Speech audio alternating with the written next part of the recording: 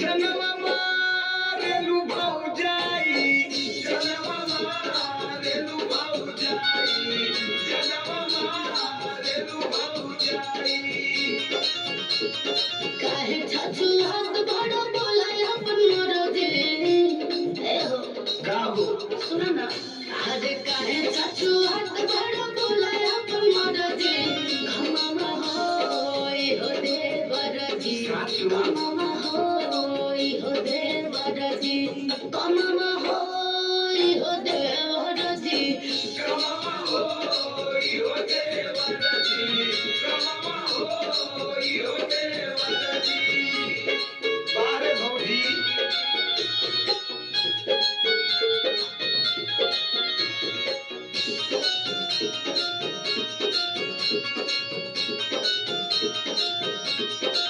होठवा के लालिया टमाटर नियन गलिया, उबरल तिल के निशान, आय हाय उबरल तिल के निशान, मोरे भौजी उबरल तिल के निशान। चलेलू लचकाय जब पतरी कमरिया, मारेलू करे जवा में बान, आय हाय मारेलू करे जवा में बान। लेलू जब अखिया में गजरा लगाई,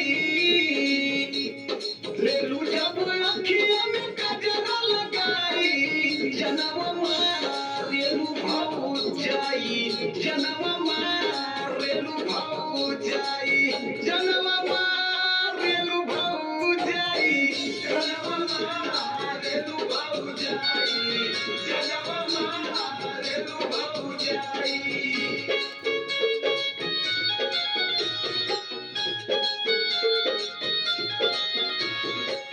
गाइस मेरा वीडियो कैसा लगा कमेंट करके बताइए और लाइक सब्सक्राइब दबा के पूरा शेयर कीजिए और बहुत प्यार करिए। Love you.